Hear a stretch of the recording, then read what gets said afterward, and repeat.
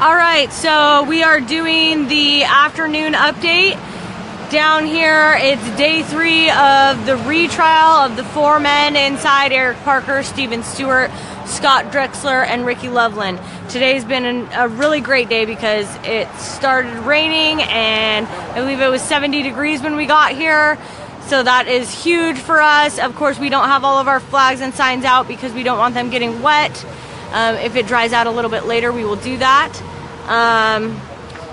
So let's see, let's talk about this weekend. We did the stand event. That was huge. It's on InfoWars. It's the main story. Please go there, read it, see the video, share it. Thank Roger Stone for coming out here and speaking up for us, because what we're seeing inside, the only way these guys are going to get out is with a presidential pardon or a dismissal of the case, because what we're seeing inside is that there's a possible another hung jury, but we're not allowed to enter our evidence, and we're really constricted to what we can even talk about. So that's an issue. What is very important is that we keep getting this information out to people. So please go to InfoWars, share the story, go to Roger Stone's Facebook page, thank him for coming to Nevada and standing up for the political prisoners. Yesterday at court, they showed Ricky Loveland's booking photo. They cut it up and just showed one of his tattoos. This is because last trial, they brought in an FBI agent to identify Ricky Loveland, and he pointed out a lawyer. So they're introducing their booking photos. This is detrimental because in the photo you can see that he is chained. He's in the orange jumpsuit. It pretty much gives you the idea that he's already guilty. So then the lawyers went to Eric and Scott and they said, you know, they're going to come after your guys' tattoos as well. So in protest, they both rolled up their sleeves and showed the jury their tattoos yesterday in court. It was really great to talk to Eric last night. He was very positive, even with everything that was going on. You know, he said, if they're going to do this, if they're going to prevent us, then we'll just have to start protesting in the courtroom. And that's what they've begun to do. So we started out the day today with the judge telling the defendants that they are not able to speak or mouth things at the jury during sidebar. And they're not to write things on a legal pad and show them to the jury. Apparently Stephen Stewart mouthed something or said something and the jury could possibly hear him during one of the sidebars yesterday. It could have been something like, I'm not sure. I do not believe that anyone wrote anything on a legal pad and showed it. The prosecution wanted to know exactly what was said, and they said, well, you can talk to the defense about that. I believe that there was nothing shown. So we go in and we're still in cross-examination with Special Agent Saylor. They're bringing up, we're still with Perez. Perez brings up a post from J.D. Parks. It's a private message to Ricky Loveland, but Ricky doesn't respond to this message. So here he proves to the jury that, you know, what people send you is, you don't have any control over that. All you have control over is what you reply or send out. So if it's a message that was sent to you and you never even replied, how do you know he even saw it? Then he brought up the picture of Ricky and Todd, the one where they say he has his hand on the gun. And in the picture they blow it up and you can see the barrel underneath Todd. The butt of the gun is at Ricky's side. His hand is down near it, and the barrel of the gun is below Todd. So you can see that it is not pointed anywhere, and you can see that it is not in his hand. And the agent had to say yes, his hand is near the gun, not on the gun. It also came out that they started the investigation on Bundy Ranch starting on April 7th with Ryan Payne, but they were looking into Jerry Burkhart and Ryan Payne since 2013.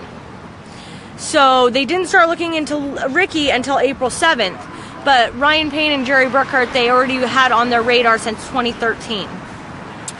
Then they brought up Carol Bundy's post, and they highlighted the part saying she wanted it to remain peaceful. The family wanted it to remain peaceful. They brought that up again. Let's see, there was a post from Randy Eaton, an objection to this.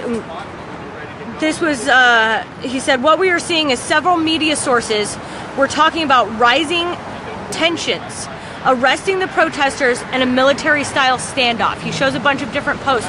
What people are saying in these posts. We may not be able to talk about this, but if they bring in a post that talks about rising tempers in Nevada, arresting the protesters, and military-style standoff, we can then bring that in. So the lawyer goes through all these different posts and he brings all these words in, and he's just trying to show the jury that there is something that they're not showing you here.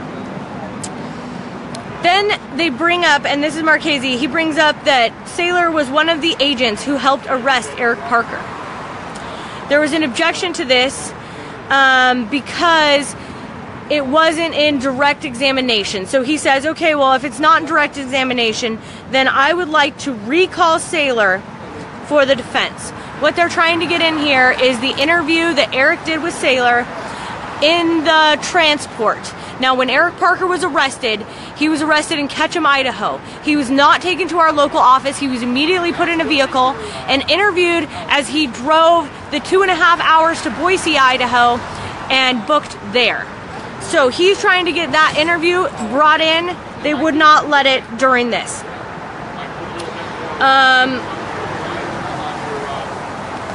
Another thing, a lady on the prosecution side is chewing gum and blowing bubbles. She's an FBI agent that sits behind the prosecution. I believe she's FBI. And then when we're doing sidebars today, the court's kind of trying to get around making sidebars a negative thing to the jury. So now they have a bowl of candy.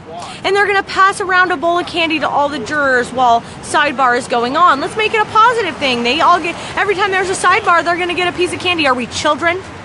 Not to mention that the observers are harassed if they have a piece of gum, if they have a Tic Tac, a piece of gum, if we have anything in the courtroom, water bottles over 16 ounces, now they have a notice outside the courtroom. But yet, the FBI is allowed to chew gum and blow bubbles with their gum, and they're going to pass candy out to the jury to try to make it seem like sidebars are a good thing. Tanasi goes up, and he brings up the fact that none of the emails go to Stephen Stewart directly, and that there's numerous emails from MOA and Ricky Loveland, and none of them went to Stephen Stewart. Then we go into copy and post. Copy and paste. So they bring up one of the exhibits where somebody other than Ricky posts something, and then later in the thread, because it's between a bunch of different people, he says it's from someone else. And so he gets the FBI agent on the stand to say that you cannot, he admits that copy and paste is not able to be noted on the log. They can't tell if it's something you drafted yourself or you copy and pasted it. And that's creating a reasonable doubt for the jury, because here obviously something is copy and pasted. We've talked about copy and paste and repost many times in the trial today. And then it was brought up, how do you know the Facebook name is a real person? And the agent was kind of like, well, what do you mean? And he said, well, up there it says Billy the Kid. He said, how do you know Billy the Kid's really the Billy the Kid and who that person is? And then he asked, do you know Robin Kirkham? We all know from last trial, Robin Kirkham is an undercover FBI agent that went undercover on the Bundy Ranch page starting in January of 2014. This is before the ranch, before the cattle impound started. This is, once again, proof that there was a conspiracy against the Bundy family. Immediately there was an objection and it was sustained. Then there was no phone calls to Scott Drexler. They bring up the timeline that they put on there, and in that timeline they have that Cliven Bundy requests the sheriff disarm the BLM and knock those pay posts down. He brought up what you didn't put on there is Sheriff Gillespie got on the stage right before Cliven Bundy did, and this is not on their little outline, and he said that the BLM had ceased operations and that they were removing their assets and the public land was being reopened. That wasn't on their timeline, and he brought it back up for the jury. Then we go into the jury questions. So there was 1, 2, 3, for 5 jury questions today. A couple of them had multiple questions on the page. The first one was, whose testimony was read by Saylor? And they said, well, that was Eric Parker's testimony from a previous hearing. The second question was a 2-part. What is MOA? And they said, well, that's the group Ryan Payne started. And what is their mission? This is a great question. They had to bring up the statement. It was entered into evidence, but it was never read fully. So they read the mission statement, and it's got a who, what, where, when, and why. And all of it is, it even says they're going to work with local law enforcement when applicable. They state that they will go by laws as long as the laws do not interfere with the state constitution and the union constitution. So here, I think it was a really good thing to have read. Obviously, the prosecution didn't like it because they went back and narrowed things out of it and read just one line again. But I think the jury is getting keen to what's going on here. The next question. Phone calls. How can you tell who made the call? And the agent went to say that he could tell who made the call based on the phone traveling and where the cell phone towers are coming from. This was argued back and forth by many people. I know that the prosecution got back up and then the defense got back up. They said, well, you can't really tell unless you have a picture of the person using the phone. I believe Perez got back up and he said, at 12:13 there was a phone call made by Ricky Loveland, and we can prove this because we have a picture of Ricky Loveland making that phone call. It goes to his sister Cheyenne Miller, and that's proof. But there's not proof. Perez said, for instance, someone made a phone call off of my phone last night at 9:15. Can you tell me who that person was? They can't do it. So they had to admit that yes, unless you have an actual picture, you can't tell who actually made that call. Then the judge intervened and she said, well, here's where we go to circumstantial evidence, is not what she said, and direct evidence. So circumstantial evidence is a person walks in the courtroom and they've got an umbrella and they've got a raincoat. You can deduce that it's raining outside. Direct evidence is that you see that it's raining outside, and that the jury will have to go take that to the weight that they give that testimony. Yeah, the jury has to put the weight to that. The next part of the question, how can you assure a cut and paste post has been edited? They said that they could not. Then the third part, when reviewing the Facebook address for the names, can you identify their aliases? So here we go into this question again about Billy the Kid.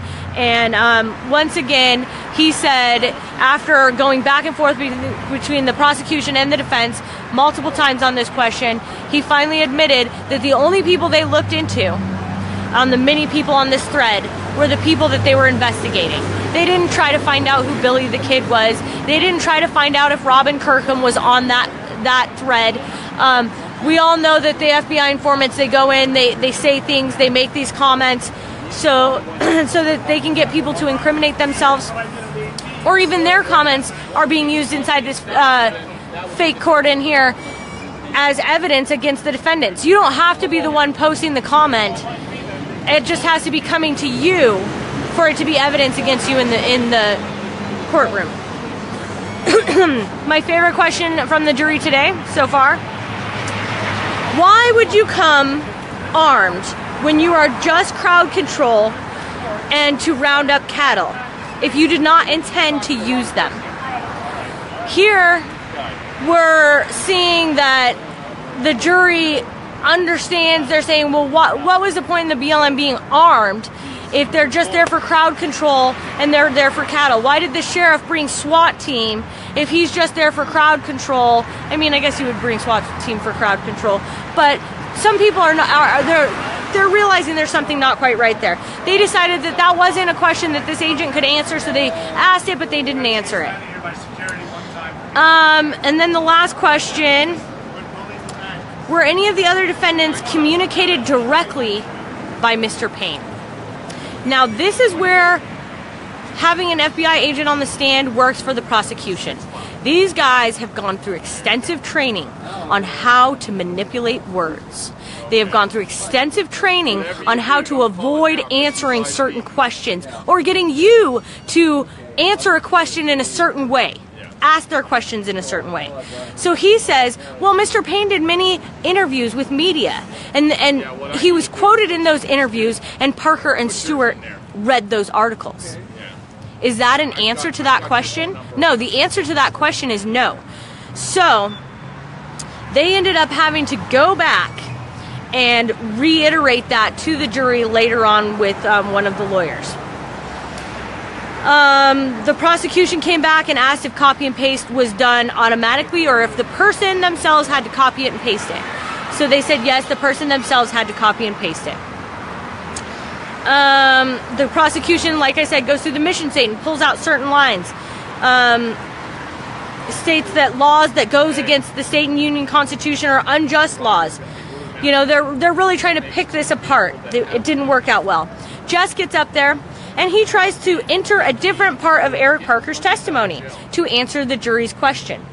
That was, the judge says that's unadmissible evidence, and unadmissible evidence does not become admissible just because the jury asks a question.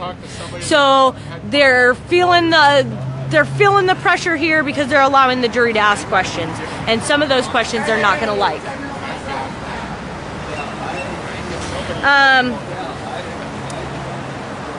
And let's see, Drexler goes back to the mission statement.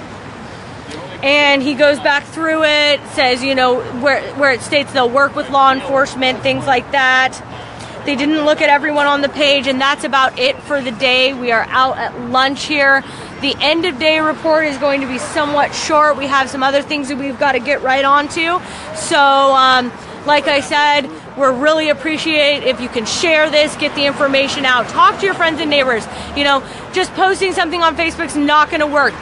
Bring up this information in your groups, in your book study groups, when you're out grocery shopping. Talk to the people around you. Educating people, knowledge is power, and that's the only way we're going to get things to turn around. Have a good day.